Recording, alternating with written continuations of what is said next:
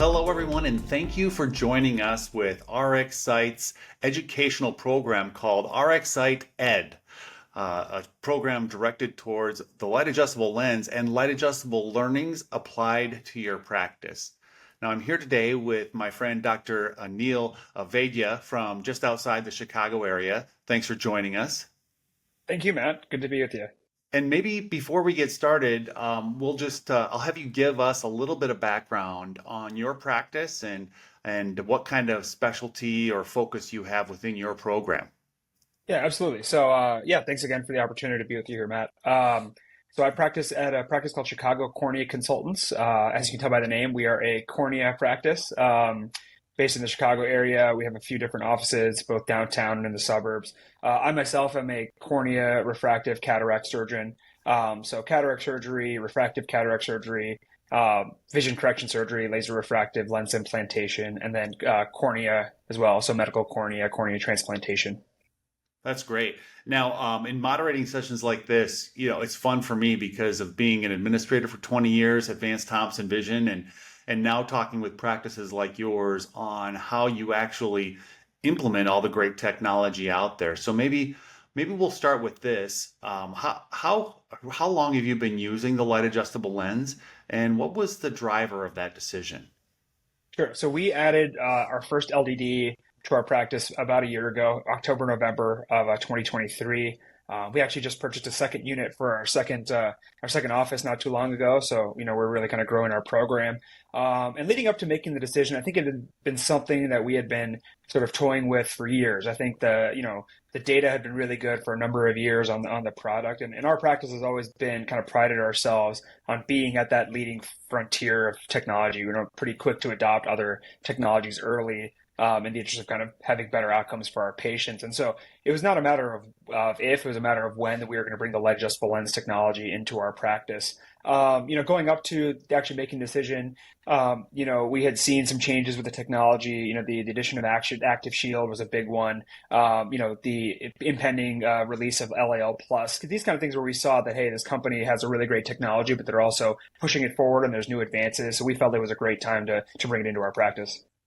And when you were thinking about bringing it into the practice, how did the decision making go? Who was at the table? What kind of drivers do you have in that decision? Sure. Yeah. So, at our practice, our dynamics have changed a little bit, but at the time we had two partners, my two senior partners, and an administrator, and then we had three or four other surgeons who, were in the practice. And so we had kind of people at different levels of the practice leadership who all were kind of weighing in, and bringing sort of the conversation together. Again, at our practice, we are pretty collaborative and we have a very kind of even keel sort of structure in terms of our leadership where the decision makers are very much kind of talking to other docs and administrators kind of pretty regularly. And so it was sort of a group decision. I think there was a couple of us that were really championing it in our practice and kind of took it under our wing to make it successful, but it definitely was a group decision for sure. And what are the drivers? What are the first steps? So you say you're going to do it, then you have to purchase a light delivery device. How Correct. did that Yeah. decision go? Because some of the technologies you don't have capital outlay, but this one you do. Talk about the Yeah. consideration there. And that I think the biggest reason why this technology adoption or technology adoption in general becomes a much more sort of business decision, right? Beyond just the patient outcomes, right? There's a lot of things where, hey, you can make the decision as a surgeon to say, hey, I want to use this implant or I want to use this technology without having a substantial capital outlay that has to be kind of this group business decision. And then the LDD purchase, the light delivery device purchase, is kind of the opposite of that. There is a pretty hefty delivery. And so I think there's two sides to that conversation. The first side is, do we think this is going to benefit our patients, right? And I think that question gets answered very quickly with this technology when you dig into the data and you talk to people who are users. The second question is, really at the end of the day, this is still a business. We have to pay our bills. We have employees who, rely on us to have a business that's moving forward. Can we justify this capital outlay? Is there going to be a business case for this? And that's really, I think, what takes the longest time. Really delving into, okay, is our patient population going to support, this type of product? Or is there going to be demand for it in our patient population? Are we going to be able to position it amongst all of our other services to say, hey, are we just going to be cannibalizing some of our other business? Those are kind of the business thoughts that went into the decision. Again, at the end of the day, we looked at our numbers and we said, hey, I think this is going to be a home run. And our numbers up, to year to date have kind of sussed that out. Yeah, let's talk about that too, because I think that that is a concern of some folks. Is this just going to move people from one technology to another? What are some of the offerings that you have in the premium space, and then did it cannibalize your existing offerings? So, I think the answer to that is yes and no. I mean, I think there's always going to be, and this is with any new technology that you bring into your practice, unless it's something that's completely unique that you're not doing anything remotely similar to it, there's going to be some cannibalization. I think that's kind of just the reality of bringing new things into your business. What I will say is I think that to assuage people's concerns about that, and this was one of my huge concerns, is kind of being one of the champions in bringing to our practice, asking our practice to make a big capital outlay is this going to make sense for us long term? And I think the two avenues that we sort of have found where the business case is really strong is number one, there are a lot of use cases where other technologies we have access to, patients we're not going to be candidates for. So that's kind of the low hanging fruit. There's always going to be patients with unusual cases or atypical biometry or whatever the case may be, where the technology makes perfect sense, and that's going to be an easy place to put it in your practice. I think you can make a very good business case on just those cases alone. I think the business case becomes tremendously much more compelling when you start to realize that you can actually grow your pie in terms of your premium cataract surgery business by adding this technology. I think that's something that we were hesitant to sort of bank on. It's hard to be that optimistic about something and saying, hey, we've had every IOL in the book and our conversion rate for premium cataract surgery has been X. We're going to bring in this new technology and magically it's going to go to Y. I think if you make decisions that way, you're going to be disappointed more often than you're going to be happy. So we didn't go into it expecting that. I will say that once you get your program going and once you get it in your own hands and you see the outcomes that the patients have and the patients start talking about how happy they are with the technology, I think we found that we were able to grow our premium cataract surgery business beyond the numbers we had been done previously. And I think that once you start doing that, the investment kind of pays for itself. That's exciting to hear, and I want to pull on that thread a little bit, if you don't mind. So, Absolutely. and you're welcome to share numbers for adoption, or you don't have to. But just in general, kind of where were you before, and where maybe were you post LAL adoption? And if you just want to talk about maybe a percentage lift, or what kind of energy, give us something on Yeah. how it instilled some growth. Oh, absolutely. Yeah. And I mean, I'm happy to share, personal numbers for myself. I think going into having access to the light adjustable in our practice, I think my sort of premium conversion rate for upgraded advanced technology IOLs is maybe at 20%, call it 20, 25%. I think certainly not on the higher end, but also not on the lower end. I think, that kind of falls right in sort of the median from what I know about kind of cataract surgery in general and practices similar looking to ours. And it had kind of been slowly in that sort of range. Now, I've only been in practice 4 years, and so there was some growth over the last couple of years. That's natural with early practice kind of growth, but it had kind of sort of leveled off at what I thought was going to be right around where I was going to fall, given the practice's history and where we practice and that kind of thing.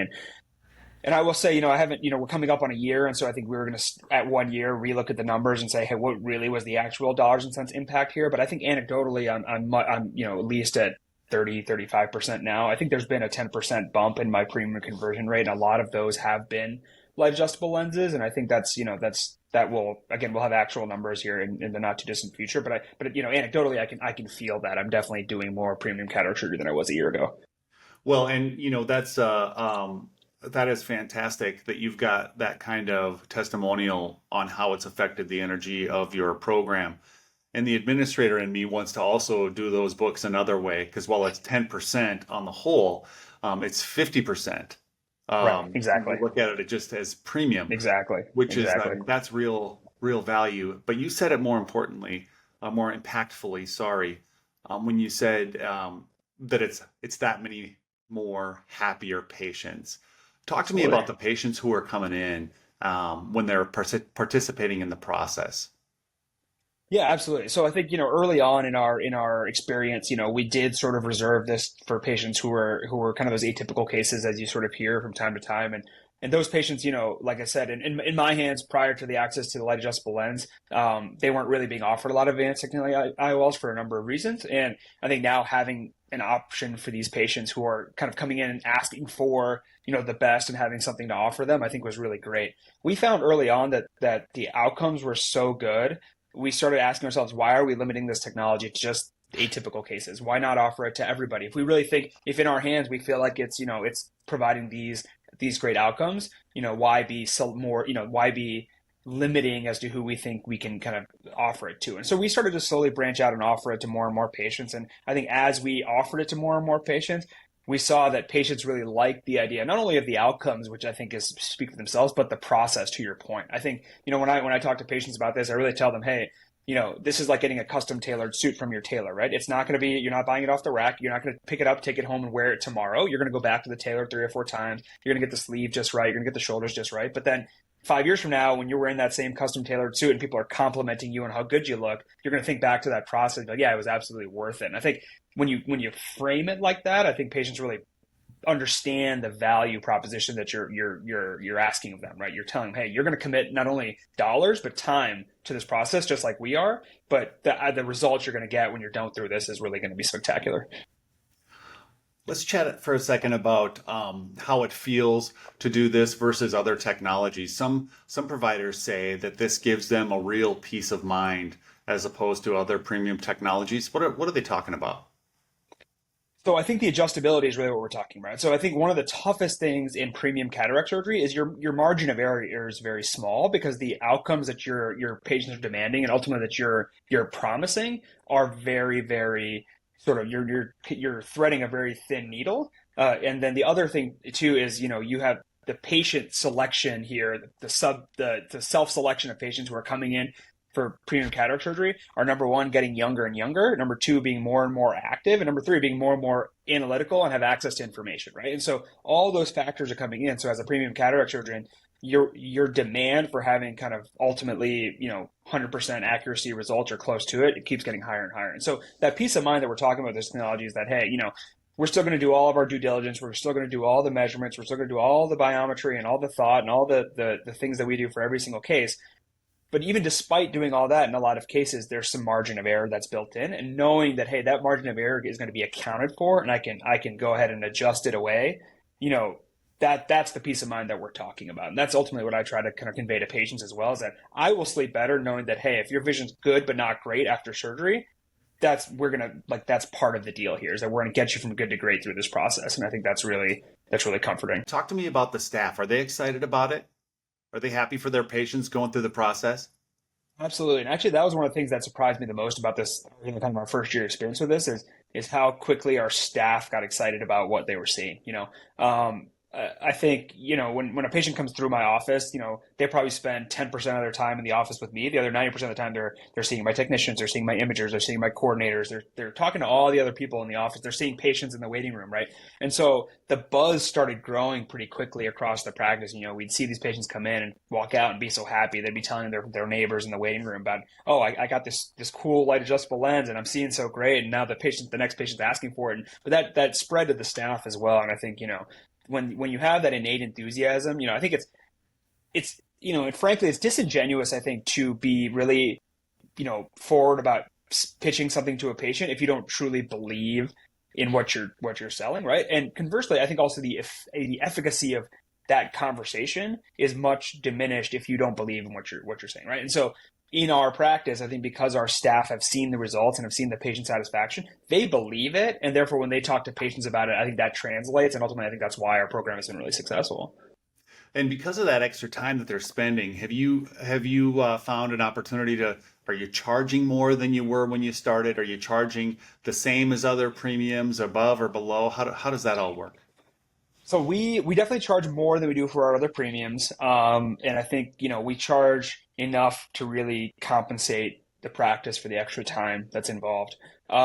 We started, actually, we kept our price a little bit higher, I think, than maybe we were recommended to, or that maybe the market could support to begin with. And we started there and we sort of discounted as appropriate to try to, build our program. I will tell you, again, a year out, I'm finding less and less patients are haggling over the price of that technology, right? And I think that's a testament to kind of our results, and I think just the word of mouth that is spread, especially with our referring doctors too, right? We have a large optometric referral network that we rely on for patients for surgery, and I think those patients going back to their docs and saying, "Hey, I'm having awesome results with this technology," that's kind of getting fed into the loop. And now patients are coming in, they're like, hey, I'm getting this really awesome technology. I understand it's going to be more expensive than kind of the alternative that someone else may have had, or that I may have been offered previously by another doctor, or whatever the case may be.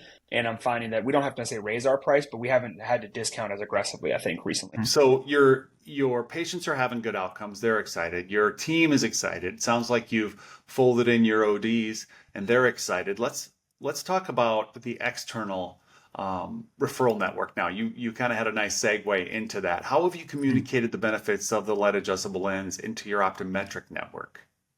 Yeah, so when we started, I actually, made personal phone calls to a few of the doctors that refer me a handful of, kind of the highest volume of patients. And I sort of brought them into the fold early. It's like, hey, I'm bringing this technology into the practice. You may have been familiar with it, you may not. This is kind of the basics of it, what we're talking about. This is kind of what's going to be the patients are going to experience. This is what, they're going to hopefully go through and end up with. And I wanted them to be familiar so that when they were seeing their patients back with this new lens implant put in their eye, they knew kind of what was going on. And there was, I think I was surprised there was a handful of docs in the area who had had some experience with it, either, other doctors who had used the previous iteration of the technology or had heard kind of just what was going on with it, which was really nice. There's a lot that hadn't. And I think it was nice to be able to kind of have that personal communication with them and just say, hey, this is what I'm doing. Then that word kind of spread relatively quickly as some of the other doctors in my practice kind of did the same. And before we knew it, most of our very kind of high volume referring community colleagues were pretty familiar with what we were doing. Once their patients started getting back to them and they were seeing kind of the results, then they actually, kind of sought us out a little more frequently, to ask more about it, to see kind of what was going on and get more involved with the process as well. And so that sort of kind of fueled that conversation in the community. We've done some community outreach type stuff as well, and that kind of thing, which I think you need to do with any sort of new technology you bring in, or even just in general with your referring out to keep them, as part of your process as well. Now I run into practices all the time, providers or really administrators who say, I would do that technology. We would do it here, but it just takes way too long. It's too much work. What do you say to them? Again, I think it's more work. There's no getting around that. There's no question about it. Obviously, I think you have to figure out in your setting, is the juice going to be worth the squeeze, right? I think in general, I think if you polled most of the users out there in the country, they would agree that once you get your program going and you get a good workflow that makes sense to you, that it is going to be worth the squeeze. I will say, I think the biggest thing is you have to price it appropriately. I think you have to really look at your own economics and say, hey, how much is this extra time that I'm putting in worth? And I need to price it accordingly. Because I think if you don't price it well and you undercut yourself, or you don't make that margin between the next product down and what you're going to price the lead adjustable lens at, if you plan to price it above kind of your premium IOLs, which is I think what most practices do, to your point, Matt. I think what you're going to find is internally the motivation to offer the technology is going to be low, right? Because you're going to say, hey, I get a few extra bucks by doing this, but look at all the extra work that I'm doing. So you got to start it by saying, hey, I got to compensate myself and my practice accordingly. And I think once you do that and once you frame it that way, especially if you're looking at this from the business case, right, beyond just the patient case, which I think speaks for itself, but the business case, then you start to say, okay, I've compensated myself accordingly for the extra work that I'm going to be putting in for this patient. Now that variable is off the table. I don't have to think about the work anymore because I've already baked that in. And so once you get over that hump, then it's just a matter of figuring out how you make it work. But you don't have that mental sort of like, oh man, I could be seeing 5 other patients, because you've already baked that in. Yeah, I think that's really important, that mind shift to look at it that way. What's one thing you wish you would have done differently? What challenge did you need to overcome?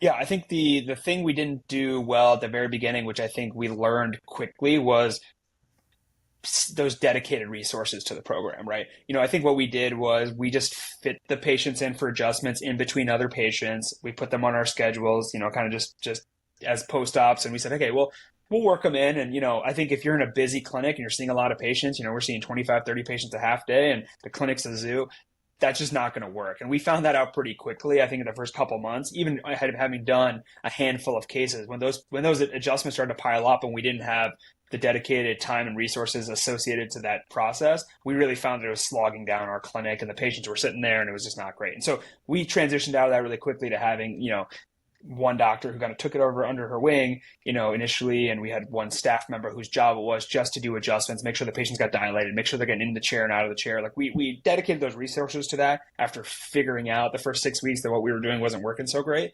And I think it really changed the game in terms of our program. And so going back, or so if anyone were to take a piece from this conversation, I think just start there. Just don't wait to see what'll happen, because I'm fairly confident you'll have the same experience we did. But you'll find pretty quickly you got to figure out something else to do.